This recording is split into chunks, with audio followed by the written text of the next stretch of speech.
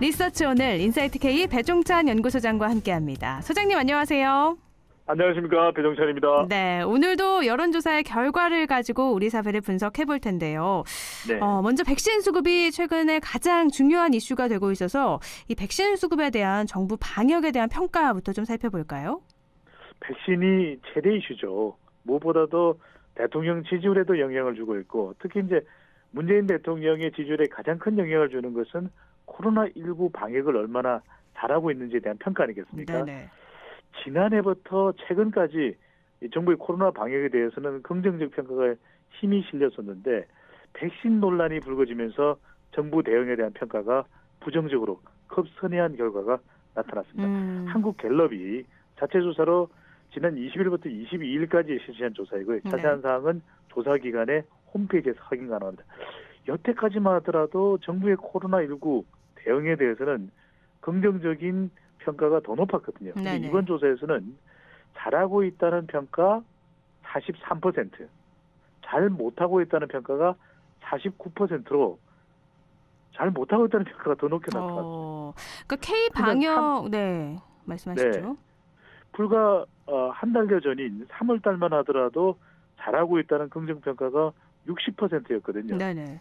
그런데 이번 조사에서는 잘하고 있다는 평가는 43%로 내려왔고 또 잘 못하고 있다는 평가는 불과 한 달여 전에 29%인데 이번 조사에서는 2배 가까운 49%로 1년 2개월 만에 이 긍정과 부정이 서로 교차하는 역전 현상이 발생을 했습니다. 완전히 뒤바뀐 평가인데요.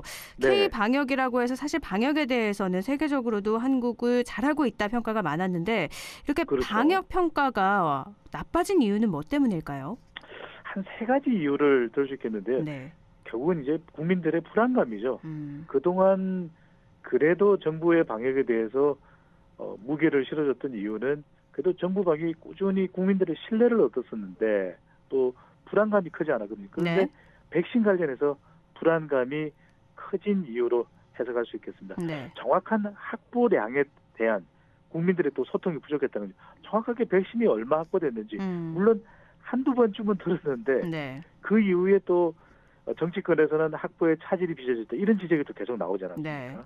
또 한편으로는 아스트라제네카 백신과 관련된 부작용입니다. 혈전 그러니까 혈액이 응고되는 현상이 나타나면서 사망자도 발생을 했다. 그렇지만 정확하게 인과관계는 없는 것이다. 이런 방역 당국의 설명이 뒤따르면서 이것인지 저것인지 또 혼란스러워진 겁니다. 그러다 보니까 국민들로서는 화이자나 모더나, 얀센, 이 mRNA 백신을 더 맞고 싶다. 이런 또 의견이 상당히 또 강해질 수밖에 없는 것이고 또 노바백스는 도대체 언제 들어오느냐. 이런 또 국민들의 의구심이 또 일어나면서 또 아스트라제네카 이제 기피 현상도 일종의 방역 부정적 평가의 원인이 됐을 수 있고 또 하나는 이제 러시아 백신 도입 관련 논란입니다. 네. 러시아 백신 도입 규정이 나오게 되면서 그럼 백신이 부족한 건가 이런 생각도 할 수밖에 없거든요. 그렇죠. 이 러시아 백신 도입 주장에 따라서 이 백신 수급 불안감이 더 확산됐던 것도 정부 방역에 대한 부정적 평가 원인으로 꼽을 수가 있겠습니다. 그런데 정부에서는요. 우리나라가 현재까지 확보한 코로나 백신이 총 9,900만 명분이다. 충분하다. 이런 입장 여러 번 밝혔잖아요. 네. 정부에서는 홍남기 총리 대행도 확보량이 충분했다. 이렇게 설명을 하는데도 불구하고 국민들의 불안감은 가시지 않았거든요. 그런데 이제 결국 백신과 관련된 내용은 한두 번 이제 귀담아 들을 수는 있었겠지만 국민들이 정확하게 기억할 수가 없는 것입니다. 그래서 계속해서 이 확보 관련된 부분을 좀 더 투명하고 좀 더 구체적으로 지속적으로 설명하는 것이 필요했을 것이다. 또 정확한 기억보다는 백신이 좀 부족해질 수도 있어. 이런 관련된 소식에 더 귀가 솔깃해질 수는 밖에 없는 것이거든요. 네네.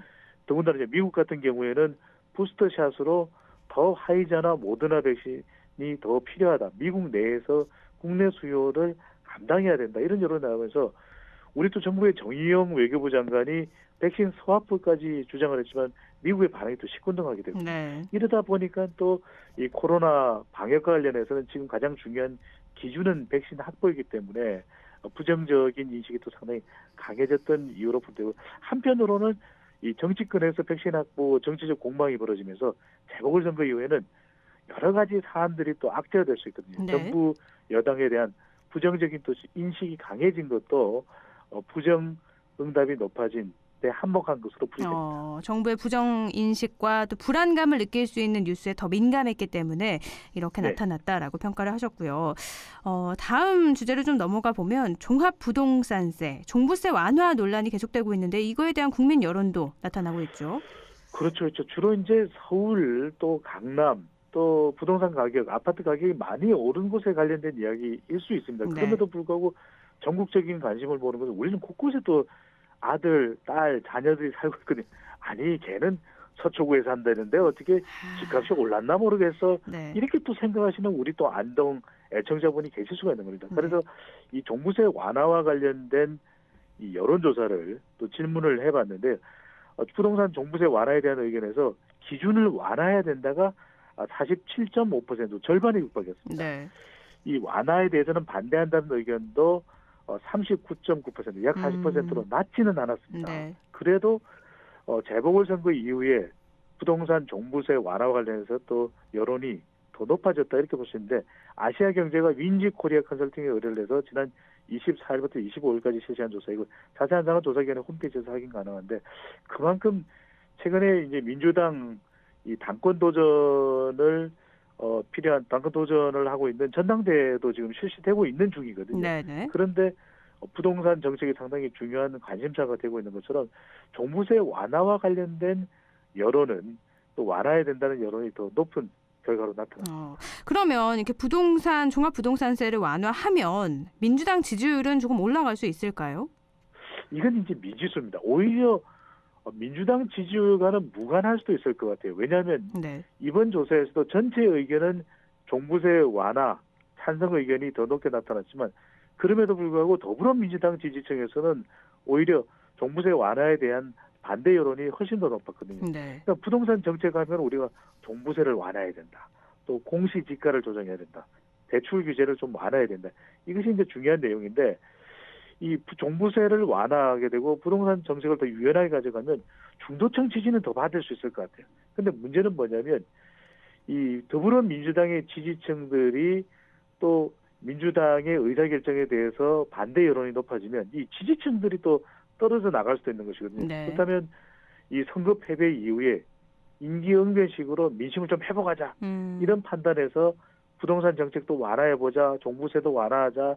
대출 규제도 완화하자. 이렇게 되면 중도층 민심은 조금은 돌아올 것 같아요. 네. 그런데 그럼에도 불구하고 더불어민주당 지지층이 더 떨어져 나갈 가능성도 있기 때문에 좀 시간이 걸리더라도 서립지 않은 정리되고 근본적인 해결책을 제시할 필요가 있을 것으로 보입니다.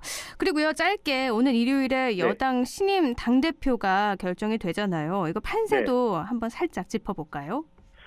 그렇습니다. 이거 참 알기가 쉽지는 않습니다. 네. 오늘 이제 일요일이면 결정이 되는데 강지혜 앵커께서도 이게 누구일 것 같아 이게 짐작 정도는 할 수 있지만 네. 왜냐하면 이게 차기 대선 후보 지지율처럼 공개적인 어떤 데이터가 있는 것도 아니기 때문에 대체적으로 제가 확실하게 드릴 수 있는 말씀은 자 일요일 결정되는 더불어민주당 신임 대표는 3명 중 1명입니다. 이거는 알 수 있겠네요. 네. 네, 3파전이 벌어지고 있는데 이 대의원의 비중이 45%, 대의원 숫자가 얼마 되지 않음에도 불구하고 400만 명에 가깝다고 하는 당원 중에서 불과 0.4%가 대의원이거든요. 그런데 대의원이 무려 45%의 비중을 차지하고 그다음 권리당원도 무려 40%나 됩니다.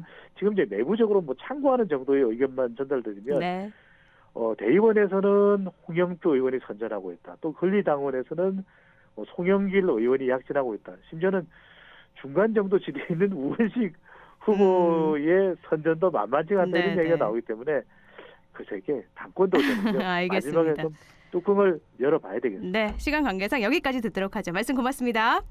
감사합니다. 리서치 오늘 인사이트 K 배종찬 연구소장이었습니다.